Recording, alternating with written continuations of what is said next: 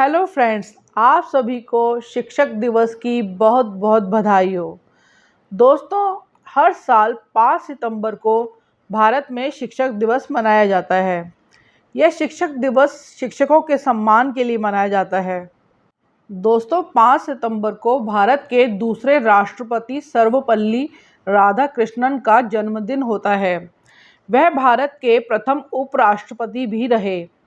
उनका जन्म सितंबर 1888 को तमिलनाडु के तिरुमनी गांव में एक ब्राह्मण परिवार में हुआ था। उन्हें 1954 में भारत रत्न से भी सम्मानित किया गया था। दोस्तों, शिक्षक दिवस 5 सितंबर को डॉक्टर सर्वपल्ली राधाकृष्णन के जन्मदिन पर ही क्यों मनाया जाता है, ये तो आप जानना ही चाहोगे। डॉक्टर सर्वपल्ली राष्ट्रपति होने से पहले एक शिक्षक भी रह चुके थे।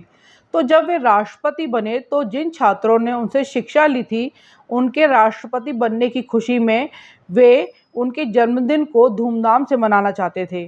तब डॉक्टर सर्वपल्ली राधाकृष्णन जी ने कहा कि यदि तुम मेरा जन्मदिन मनाना ही चाहते हो तो इस दिन को सभी शिक्षकों का सम्मान करते हुए मनाओ, उनके किए गए योगदान और समर्पण को आदर देते हुए मनाओ। तब उन्हीं की इच्छा का ध्यान रखते हुए हर साल 5 सितंबर को शिक्षक दिवस मनाया जाता है। दोस्तों, इस दिन सभी स्कूलों में खूब चहल पहल और रौनक होती है। इस दिन शिक्षकों को कुछ नहीं करना होता है। छात्र जो हैं वे शिक्षकों की भूमिका निभाते हैं।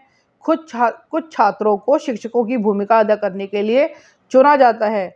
वे छात्र ही कक्षाओं में पढ़ाने जाते हैं। इस दिन स्कूलों में कुछ प्रोग्राम वगैरह भी होते हैं। छात्र शिक्षकों के सम्मान में कुछ लिखते हैं और उन्हें पढ़कर सुनाते हैं। छात्र शिक्षकों को गिफ्ट्स यानी कि उपहार भी देते हैं। फ्रेंड्स, सही बात है ये। जो शिक्षक हमें पढ़ाते हैं, लिखाते हैं, हमें जीवन में क्या सही है क्या गलत है उसकी पहचान कराते हैं, हमें इस काबिल बनाते हैं कि हम अपने पैरों पर खड़ा हो सकें, उनके सम्मान के लिए हमें एक दिन निकालना ही चाहिए। इस दिन हम अपने शिक्षकों के प्रति अपने आदर भाव को व्यक्त कर सकते हैं।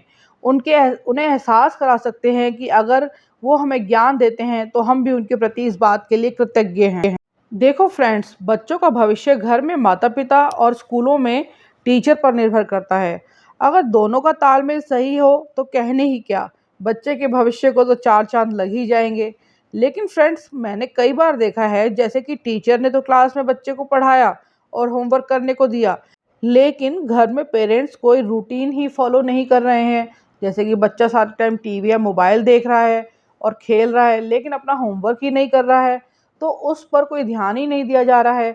और इस पर जब स्कूल से शिकायत आती है तो पेरेंट्स सारा दोष टीचर पर डाल देते हैं और कहते हैं जी पढ़ाने का जिम्मा तो आपका है। अरे मैं ये पूछती हूँ कि जब बच्चा स्कूल से घर जाएगा तो माता पिता भी तो उसके सबसे पहले गुरु ही होते हैं।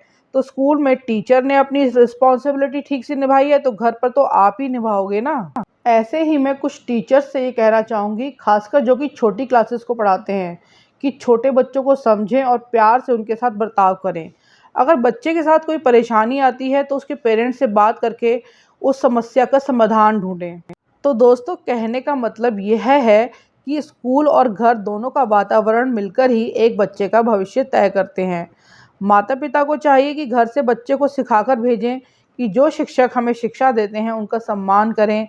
एक शिक्षक चाहे जीवन भर आपको शिक्षा देते हुए उसी स्थान पर रह जाए, लेकिन आपको शिक्षा देकर वह ज़िंदगी की तमाम ऊंचाइयां छूने के लिए तैयार करता है, प्रेरित करता है।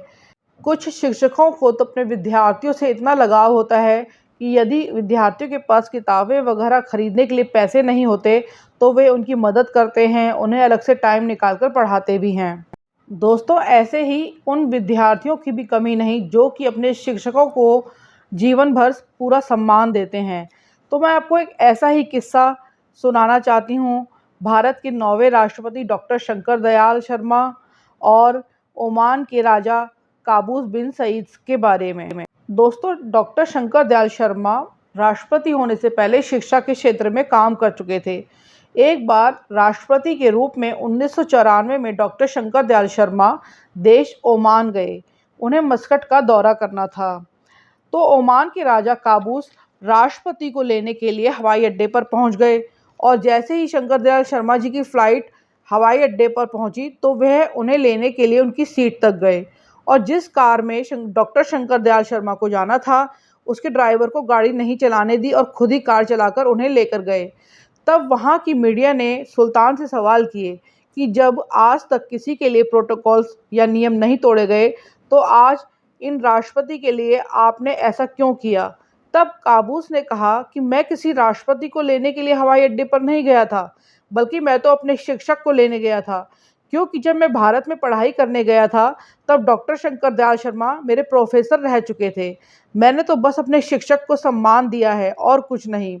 दोस्तों, सुल्तान के अपने शिक्षक के प्रति ऐसे सम्मान ने मेरे दिल को छू लिया और मेरी आंखें भर आई। और कहीं ना कहीं ये बात आपके भी दिल को छूकर गई तो होगी। अगर हाँ, तो कमेंट करके ज़रूर बताना। सच में सुल्तान काबूस ने यह सिद्ध कर दिया कि हम किसी देश या धर्म के हों, कोई फ़र्क नहीं पड़ता। सुल्तान काबूस का शिक्षक के प्रति सम्मान यह दर्शाता है कि जो भी हमें सही रास्ते पर चलने की शिक्षा देता है, हमें ज्ञान देता है, वह हमारे लिए सम्माननीय होता है, चाहे वह दूसरे देश या दूसरे धर्म से ही क्यों ना हो। तो दोस्तों, जो भी हमें शिक्षा दे, ज्ञान दे, हमें उन गुरुओं का आदर अवश्य करना चाहिए और उनसे मिले ज्ञान को आगे बढ़ाना चाहिए। हमारी तरफ से एक शिक्षक के लिए सबसे बड़ी गुरु दक्षिणा तो यही होगी। तो दोस्तों, एक बार फिर से आप सभी को, सभी शिक्षकों को, मुझे जिन गुरुओं ने ज्ञान दिया उन सभी को शिक्षक दिवस की बहुत बहुत शुभकामनाएं। और दोस्तों, वीडियो में ज़रा भी कुछ पसंद आया हो तो प्लीज़ लाइक करना मत भूलना और चैनल को सब्सक्राइब कर लेना। इससे मुझे मोटिवेशन मिलेगा। और वीडियो को कमेंट करके उसे शेयर ज़रूर करना। Thank you and bye.